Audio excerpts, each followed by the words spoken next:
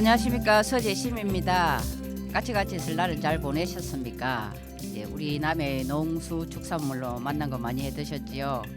저는 21일부터 29일까지 나 전국 투어를 했습니다. 거의 몇십 년을 이어오는 1년에 몇 번씩 여행을 가는 시간이었습니다. 오늘은 첫 곡으로 만약에 들려드리겠습니다.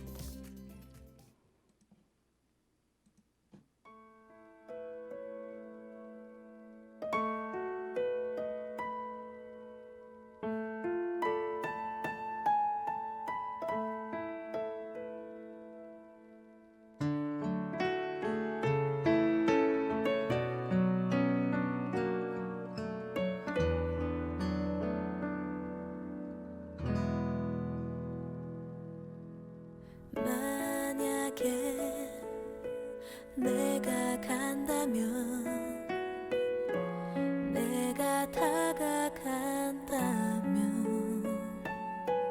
넌 어떻게 생각할까? 용기 낼 수 없고, 만약에 네가 간다면, 네가 떠나간다면, 널 어떻게 보내야 할지 자꾸 겁이 나는 걸. 내가 바보 같아서 바라볼 수밖에만 없는 건 아마도 외면할지도 모를 네 맘과, 또 그래서 더 멀어질 사이가 될까봐 정말 바보 같아서 사랑한다 하지 못하는 건 아마도 만남 뒤에 기다리는 아픔에 슬픈 나날들이 두려워서인가 봐.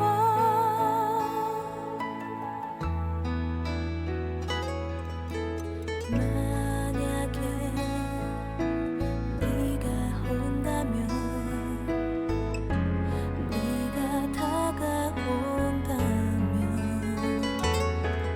난 어떻게 해야만 할지 정말 알 수 없는 걸. 내가 바보 같아서 바라볼 수밖에만 없는 건 아마도 외면할지도 모를 네 맘과, 또 그래서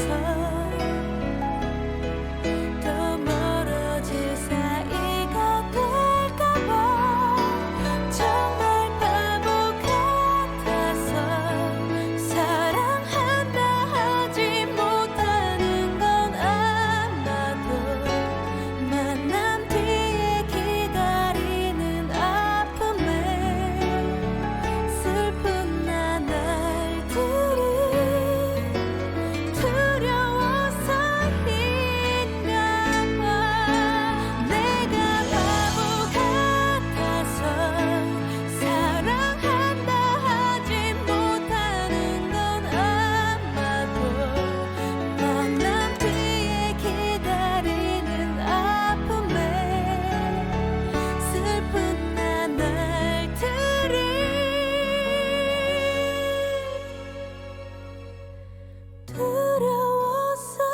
두려워서인가 봐.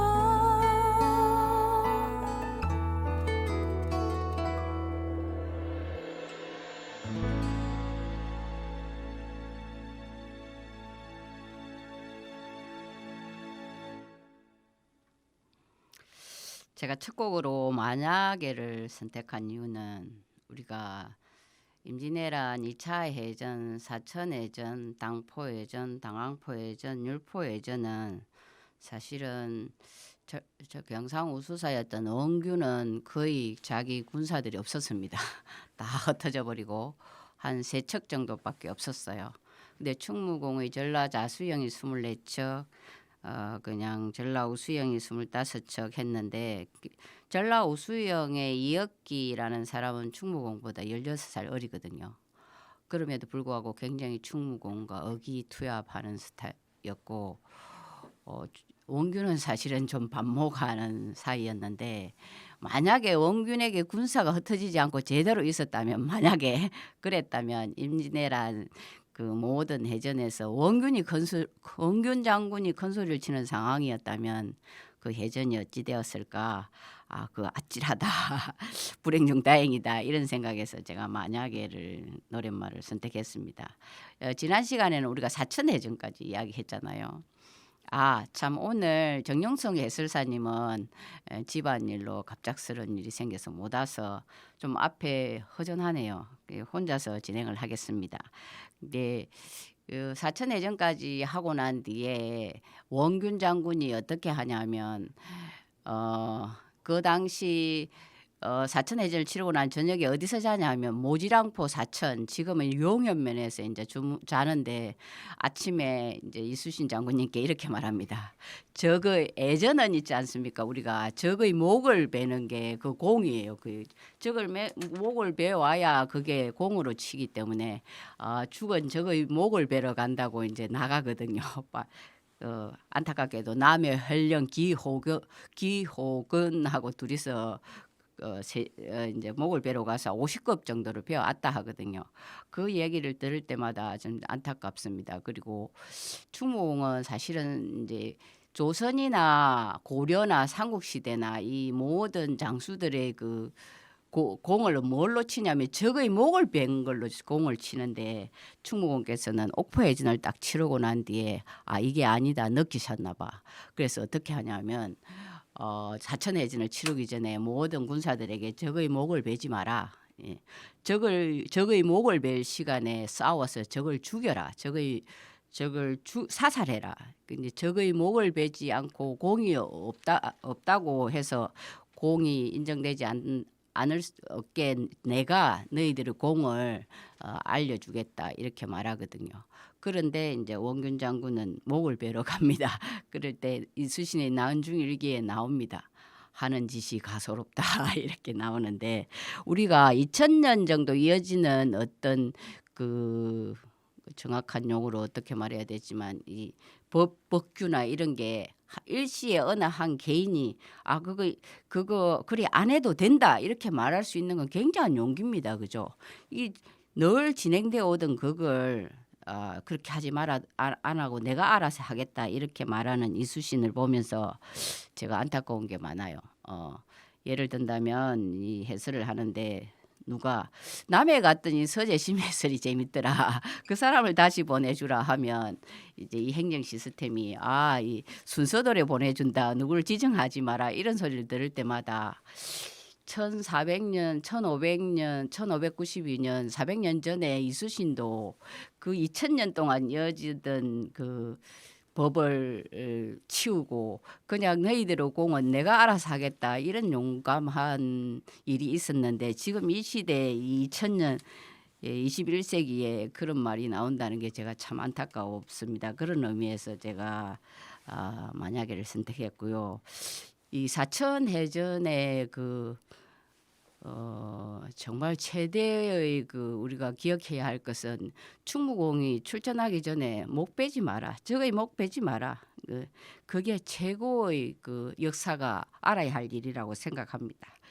여기까지 하고 우리가 이수신은 이런 면에서 진짜 사나이 대장부가 아닐까. 그래서 사내 듣겠습니다. 나훈아의 사내.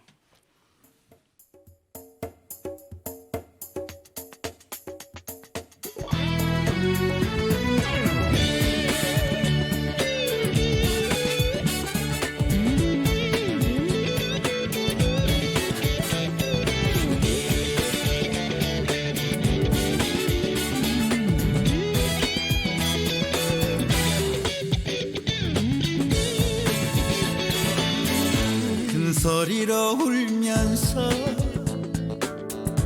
이 세상에 태어나 가진 것은 없어도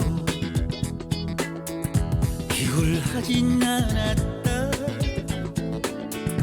때론 사랑에 빠져 비틀댄 적 있지만 입술 한번 깨물고 사내답게 웃었다.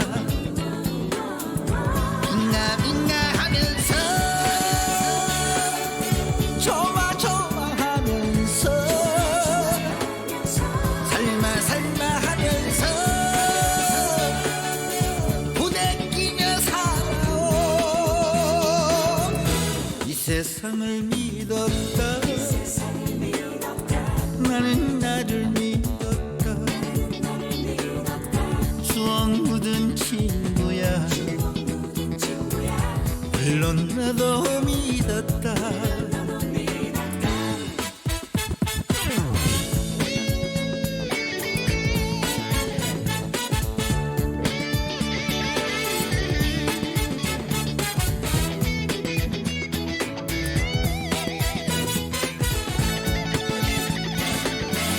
벌거벗은 몸으로 이 세상에 태어나 자랑할 건 없어도 부끄럽지도 않아. 한때 철없던 시절 방황한 적 있지만 소주 한 잔 마시고 사내답게 잊었다. 빙가빙가 하면서 좋아 좋아 하면서 살마 살마 하면서 부대끼며 살아온 이 세상을 믿었다. 나는 나를 믿었다. 추억 묻은 친구야. 물론 나도 믿었다. 미련 같은 건 없다. 후회 역시도 없다. 사내답게 살다가 사내답게 갈 거다. 사내답게 갈 거다.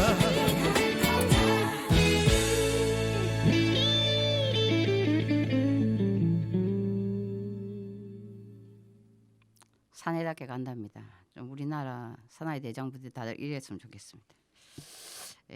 우리가 사천해전을 치르고 이제 당포해전을 하는데 두 번째 당포해전 같은 경우는 지금 당포가 어디냐면 지금의 고성 땅이거든요. 그쪽에 또 적이 있다 해서 충무에 가는데 그 당포해전에서는 이제 적장의 머리를 이제 뺍니다.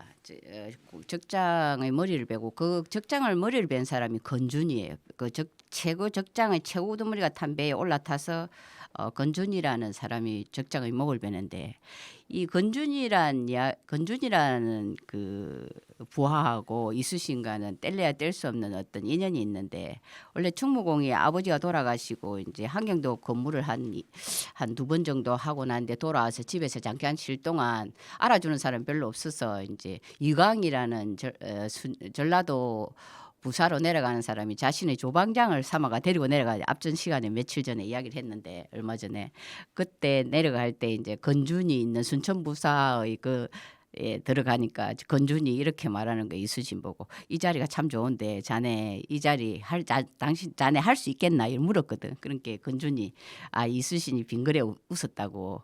근데 그 사람이 건준이에요. 근데 그때 당시는 건준이 이수진보다 위의 사람이라. 그런데 지금 이 상황에는 지금 이수신 전라자수사고 건준이 부하인데도 불구하고 용감하게 이수신 충무공 전라자수사의 말을 너무 잘 들었다는 거지 건준이. 이게 그 건준이 목을 벤 그 일본의 적장이 그 배에 건부채가 있었던 거지. 근데 이 건부채가 뭐냐면 도요토미가 선물로 준 거라는 거지. 일본의 장수 에게 준 그 금부채가 있었다는 거죠. 그 금부채가 있는 그 배를 이제 당포해전에서 불태우고 이제 충무공에 이제 그러고 있는데 끝나고 난 뒤에 이제 부하들이 저기 또 들어온다고 막 자꾸만 이야기를 하니까 충무공이 이래서는 안 되겠다. 부하들이 어떤 사기 진작을 내서 뭔가 조치를 취해야 되겠다 해서 이게 그 적장 최고 우두머리가 탄 배를 불태우는 거지. 만약에 일본의 큰 배를 만약에 불을 태우면 어찌 되겠습니까? 막 하약이 터지고 뭐 너는 그 살아있던 일본의 그 왜군들도 놀라서 이제 벌벌 떨었다 이런 얘기가 있는데 그 당포 해전의 그 최고 지적은 겁니다. 그 건준이 가서 적의 배에 올라타서 적의 목을 뱉는 용감한 그런 부하가 있었고 그 배에는 이제 적장의 도요토미가 선물한 금부채가 나왔다는 거고 그리고 당포해전을 치르고 난 뒤에 중요한 이야기가 있습니다. 이제 그 바람이 심했어요. 그 다음 싸움을 가기 전에 어디로 오냐면 남해 그 당시 1592년에 지금은 우리 남해 창선도를 창신도라고 합니다. 남해 일기에 나옵니다. 남해 창신도에서 잤다. 장계에 나옵니다. 그런데 지금 전하는 말에 우리 남해 사람들은 남해 왕후박나무 혹시 가보셨나요? 그 왕후박나무에 가면 충무공이 부하들과 하루 저녁 쉬어갔다 이런 얘기를 하거든요. 당포해전은 사실은 조선의 배도 많았고 원균 장군배가 3척, 뭐 미조 첨사배 1척, 4척, 전라자수영배가 그 한 배에 한 100명씩 탄다 해도 군사가 엄청 많았겠죠. 그러면 우리 남해의 냉천마을에 또 전하는 전설이 이수신 장군님이 부하들과 그 냉천마을에 물을 마셨다 일이 나오거든요. 그럼 뭐 한 3,000명 가까운 군사들이 왕후박나무부터 시작해서 그 인근에 그 배를 대고 쉬었지 않았을까 그렇게 미루어 짐작되는 부분입니다. 그래서 제가 이런 제안을 한 적이 있어요.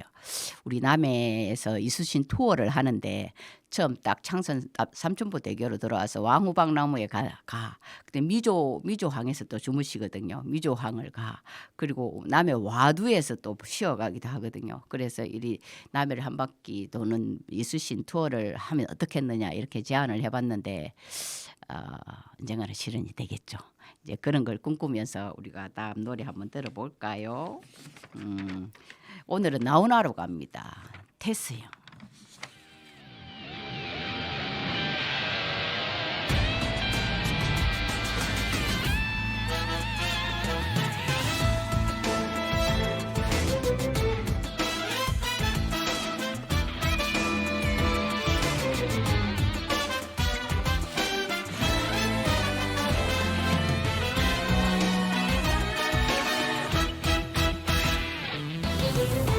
어쩌다가 한바탕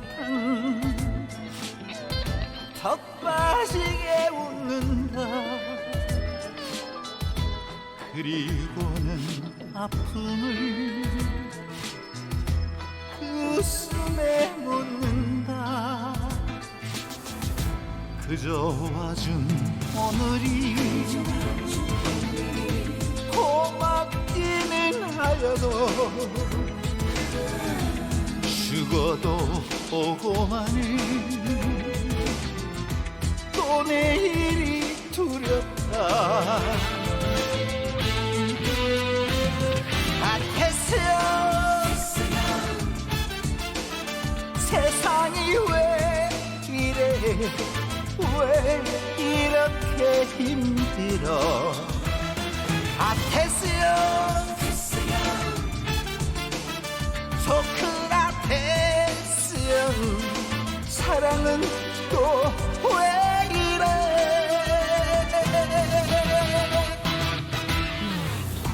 너 자신을 알라면 좀 내뱉고 간 말을 내가 어찌 알겠소. 모르겠소 태스형.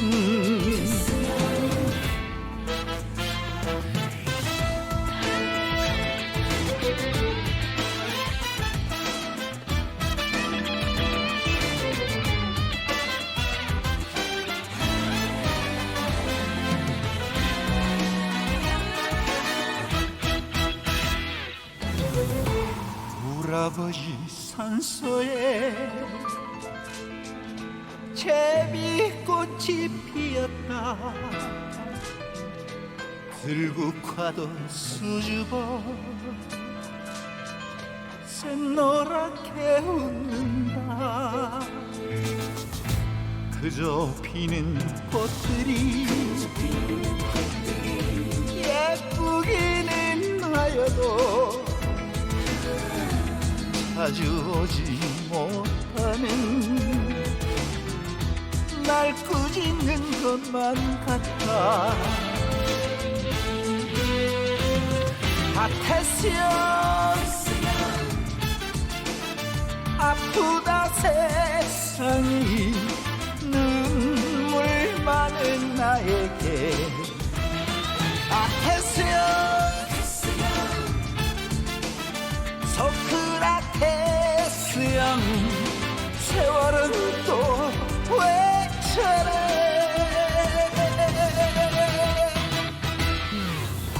먼저 가본 저 세상 어떤가요 태수형. 가보니까 천국은 있던가요 태수형. 태수형 태수형 태수형 태수형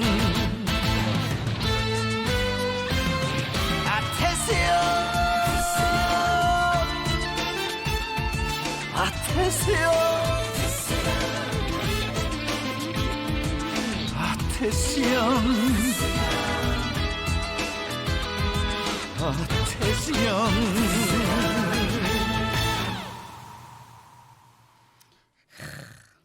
소크라테스형 기발하지 않습니까?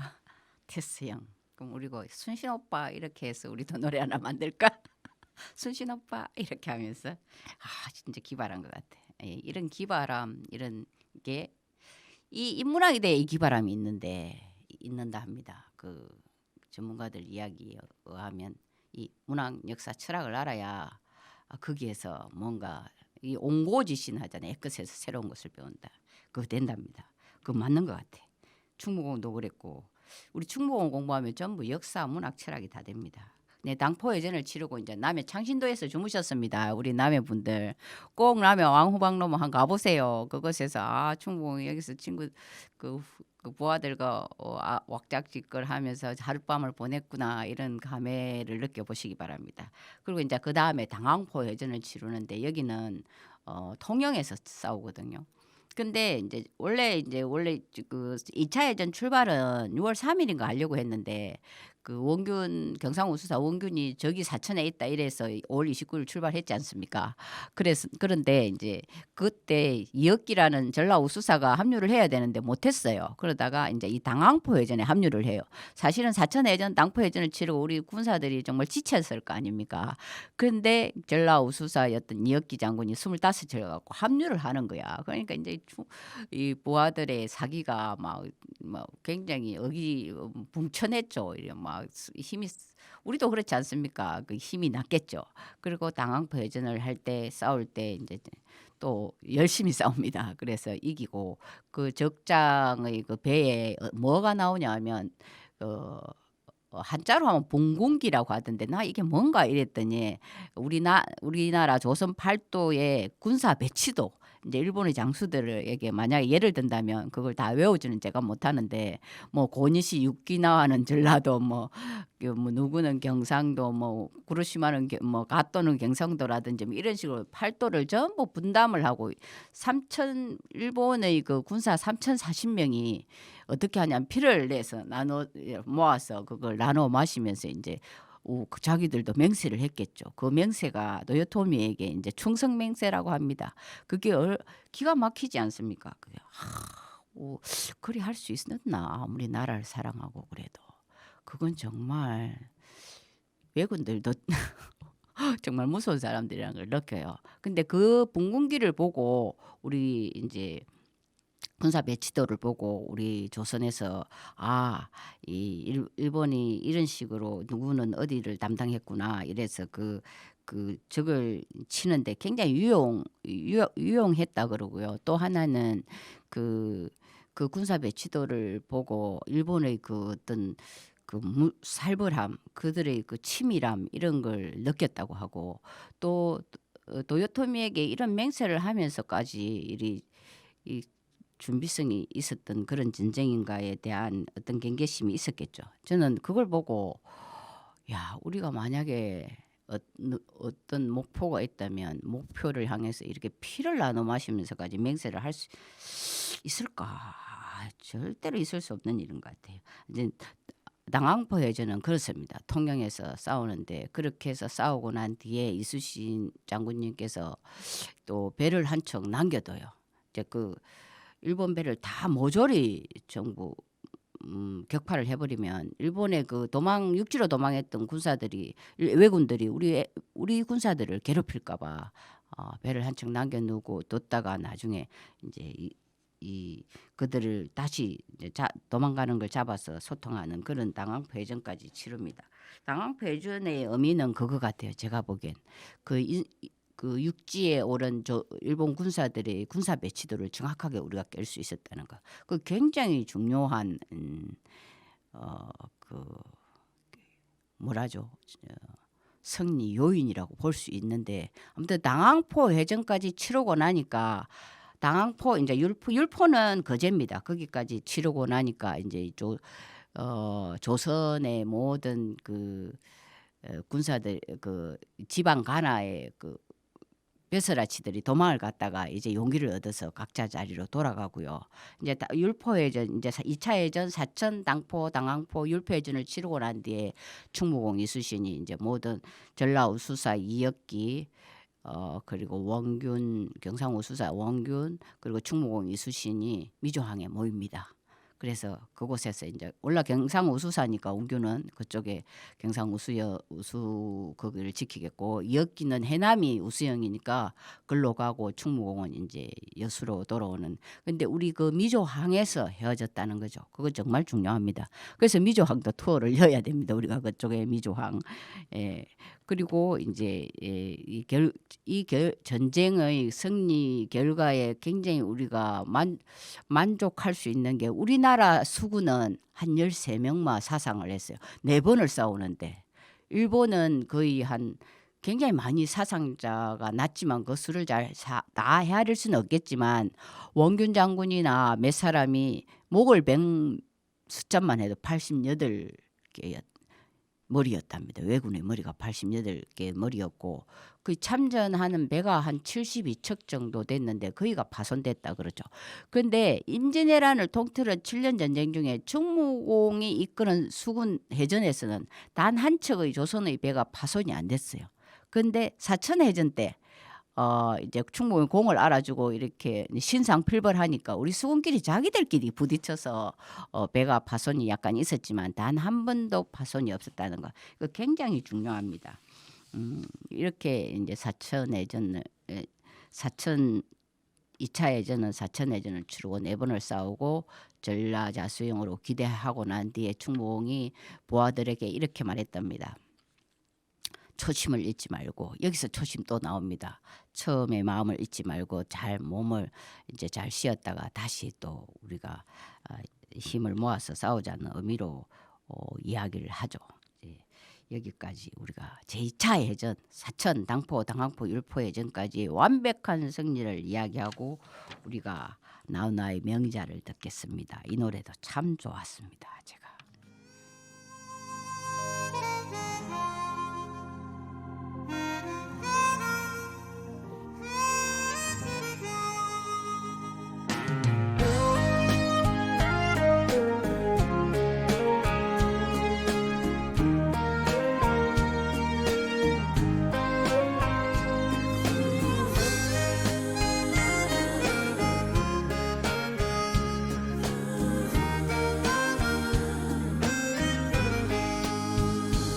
나 어릴 적에 개구졌지만 픽하면 울고 꿈도 많았지. 깔깔거리며 널던 옷 있으니 지금 어디서 어떻게 변했을까. 자야 자야 명자야 불러 사태 아버지 술심부름에 이걸 났었고. 자야 자야 명자야 찾아 사천 어머니 청소해라. 동생 어줘라. 어스른 저녁 북녘 하늘 별 하나 눈물 너머로 반짝반짝거리네.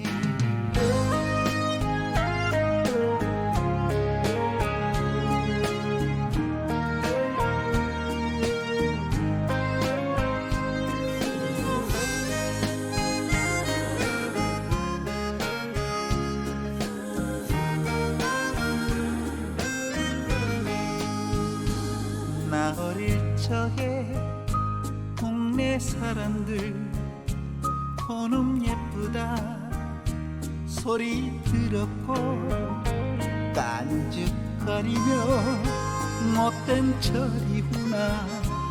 지금 얼마나 멋지게 변했을까. 자야 자야 명자야 불러 사탕 아버지 약신 부름에 한의사 됐고.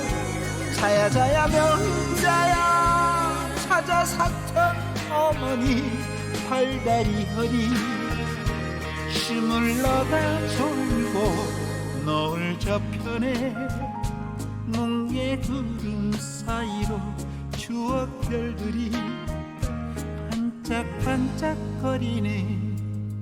눈물 너머로 반짝반짝거리네.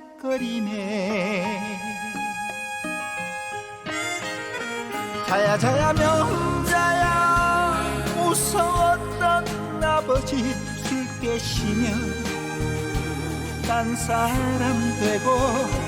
자야 자야 명자야 가슴 아픈 어머니 아이고 내 새끼 달래시며 울고. 세월은 흘러 모두 세상 떠나시고 저녁별 되어 반짝반짝거리네. 눈물 너머로 반짝반짝거리네.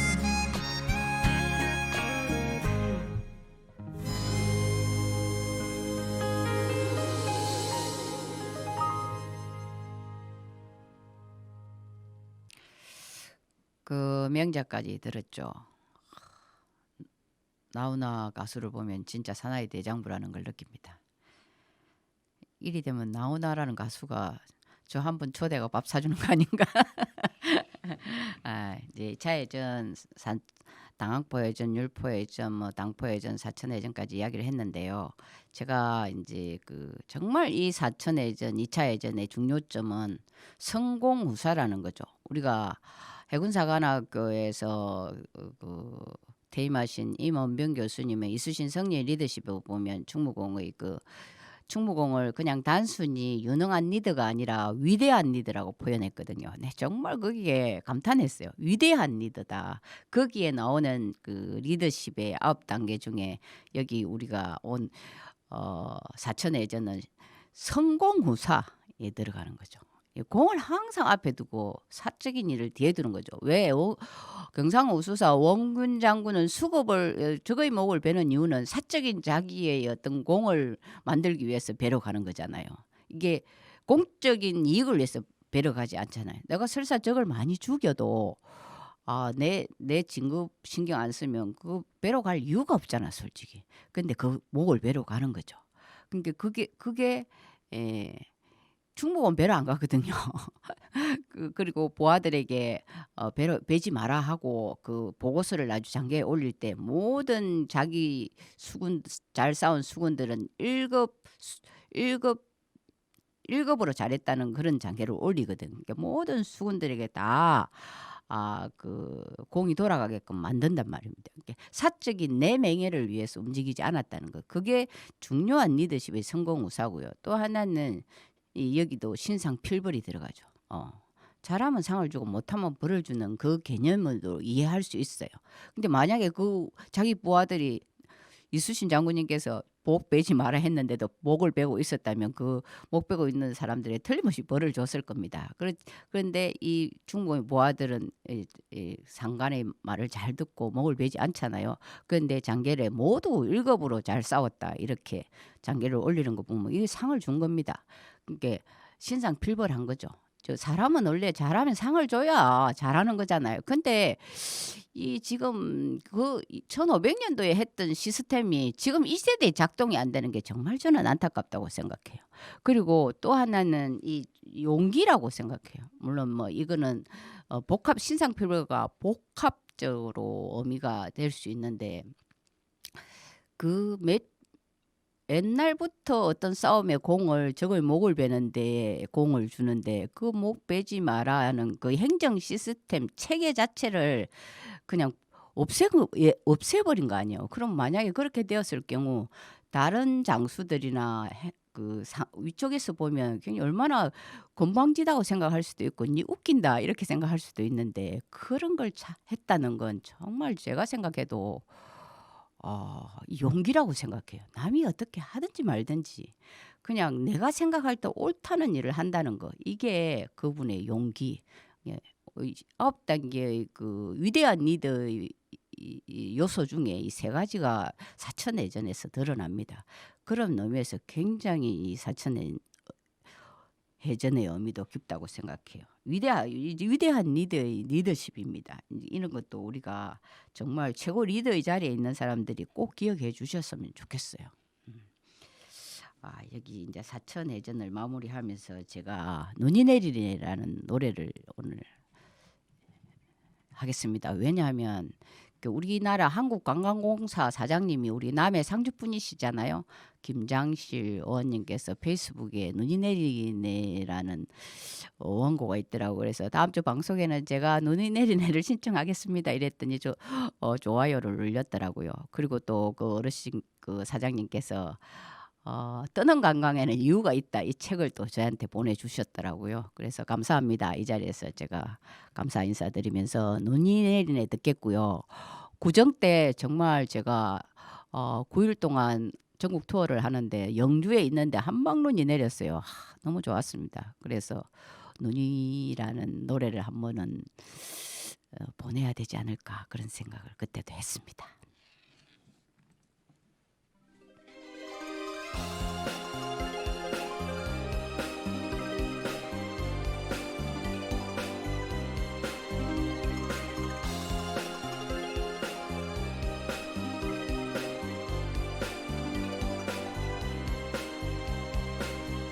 눈이 내리네 당신이 가버린 지금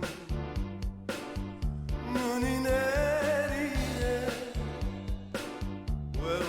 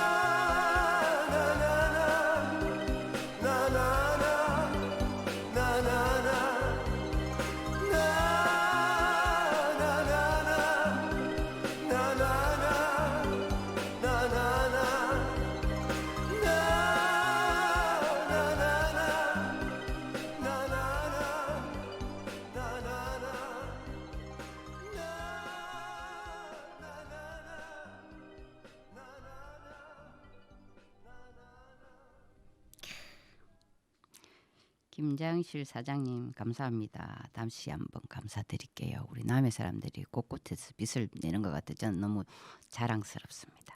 오늘은 이제 중무공 이수신의 그 2차 예정까지 이야기 드리고 남해 자연에 반하고 속살에 반하는 오늘 남해 속살은 팔만대장경에 대해서 말씀드리겠습니다.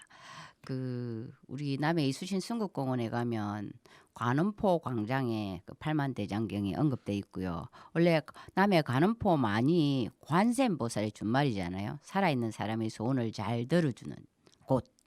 예.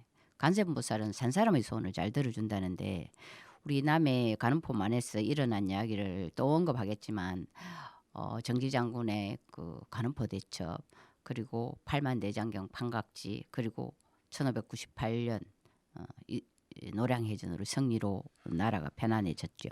팔만대장경은 1236년부터 1251년까지 16년 동안 판각됩니다. 팔만대장경이 왜 팔만대장경이라 하냐면 팔만사천의 법문이라는 뜻으로 했다 하기도 하고요. 그 부처님 말씀을 나무에 새겼는데 그게 81,258매예요. 그래서 팔만대장경이라고 한다고 합니다. 근데 우리가 학교 다닐 때 팔만대장경은 광화에서 판각했다고 그렇게 배우거든요. 근데 이제 제가 이제 남해 공부를 해보니까 왜 팔만대장경이 남해 가는포만 인근에서 판각됐느냐 그 근거로 그 팔만대장경을 판각한 나무가 81,258매인데 그 중에 한 개 나무판에 종경록 27건 말미에 정미세, 고려국, 분사, 남해 대장도강 개판 이렇게 유일하게 한 장에 남해란 지명이 나오고요. 또 하나는 우리가 상공유사를 쓴 일연선사가 그 비가 어디냐면 경북 군위군에 있답니다. 저는 가보진 않았는데 거기에 이제 보각국사라고 보국국사인가요? 그 나라의 그 모든 일을 언론하는 걸 국사라고 하지 않습니까? 그 비에 정안이 남해에 정림사를 세워놓고 선사를 초대해서 팔만대장경 판각하는 임무를 맡겼다. 이게 그 비에 나오는 거죠. 그러니까 정확한 그 행정 문서로 남아 있는 거죠. 문서라고 하기가 이제 비에도 남아 있고 그 판에도 남아 있는 거죠. 그래서 그러면 이게 왜 가능한가? 그 제가 이제 박상국 팔만대장경 전공하시는 분 여러 그런 분들 강의나 뭐 이런데 참석해 보니까 포럼 같은데 들어보니까 그 근거가 뭐냐면 팔만대장경은 3번 나무, 자작나무, 돌배나무 이런 나무로 판각을 했는데 그 나무가 자생지가 지리산이랍니다. 지리산에서 나무를 베어서 섬진강 하구에 밀물 때 딱 띄우면 정확하게 남해 가는포만으로 들어온대요. 그래서 그 나무를 3년 동안 갯벌에 묻었다가 다시 꺼내서 1년 말렸다가 거기에 부처님 말씀을 딱 새겼는데 바닷물에 들어가서 3년 묵힌 나무였기 때문에 절대 벌레가 먹지 않는답니다. 그리고 뒤틀리지 않고. 그러니까 지금 해인사 장경각에 보관되어 있는 팔만대장경 어느 한 나무도 벌레 먹거나 뒤틀림이 없다고요. 오타도 없대요. 그거는. 거의 정확하게 기계가 한 것처럼 인쇄한 것처럼 그렇게 돼 있는데 그 판각지가 우리 남해라는 거죠. 그리고 그것까지 생각하면 우리 남해 정말 대단한 곳이에요. 팔만대전 부처님 말씀을 정성을 다해서 나무에 새겼는데 그 몽고가 물러나게 해달라고 그죠. 그런데 사실은 우리나라가 그 고려시대 때 초조대장경을 누가 하냐면 그 대각국사 어천이 부처님 말씀을 나무에 새깁니다. 왜? 거란이 물러나게 해달라고. 그것을 대구 부인사에 보관하고 있다가 이 몽고가 와서 불태워버리는 거죠. 그래서 몽고가 물러나게 해달라고 부처님 말씀을 나무에 정성을 다해 새기는데 그 의미가 이렇답니다. 우리나라는 유교 문화고 또 우리가 사대부들이 굉장히 학식이 있고 우리가 선비 이렇게 고고한 사람들인데 너희 몽고나 너희 야만인들이 우리가 이런 이 부처님 말씀까지 깊이 새기는 사람들인 거 알고 스스로 물러나라 이런 의미로 새겼다고 하는데 그 참 그래 무슨 일이든 정성을 다하면 이루어지는 것 같아요. 예, 그렇게 생각하지 않습니까? 예, 그런 걸 느껴보지 않으셨나요? 예, 여기까지 하고 우리가 팔만대장이 우리가 그러면 우리가 남해 우리 관음포 만원은 엄청난 일이 일어난 거죠. 1383년 관음포 대첩. 그래서 이제 왜구를 물리쳤고 그다음에 우리가 제일 먼저는 1236년 이 팔만대장경을 언급해야 되겠네. 그죠? 팔만대장경이 그 인근에서 이루어지는 거죠. 이제 부처님 말씀을 나무에 정성을 다해 새겼더니 몽고가 물러났다. 그리고 이제 1598년 그 우리 성인 군자 만일에 두어도 조금도 모자람이 없는 충무공 이수신께서 그곳에서 나라를 구하고 목숨을 바친 곳이죠. 여기까지 오늘 이제 남해 속살 이야기하고 제가 시를 하나 읊어드리겠습니다.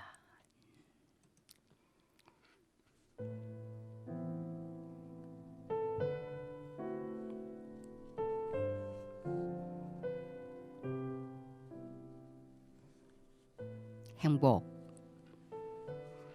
유치환 사랑하는 것은 사랑을 받는 이보다 행복하나니라. 오늘도 나는 에멀라드빛 하늘이 환히 내다보는 우체국 창문 앞에 와서 너에게 편지를 쓴다. 행길로 향한 문으로 숱한 사람들이 제각기 한 가지씩 생각에 족한 얼굴로 왔은 먼 고향으로 그리운 사랑께로 슬프고 즐겁고 다정한 사연들을 보내나니 세상의 고달픈 바람결에 시달리고 나부끼고 더욱더 어지상고 피엉커러진 인정의 꽃밭에서 너와 나의 애틋한 연분도 연연한 한 방울 진홍빛 양귀비 꽃인지도 모른다. 사랑하는 것은 사랑을 받는 이보다 행복하나니라. 오늘도 나는 너에게 편지를 쓰나니 그리오니여 그러면 안녕. 설령 이것이 이 세상 마지막 인사가 될지라도 사랑하였으므로 나는 진정 행복하였네라.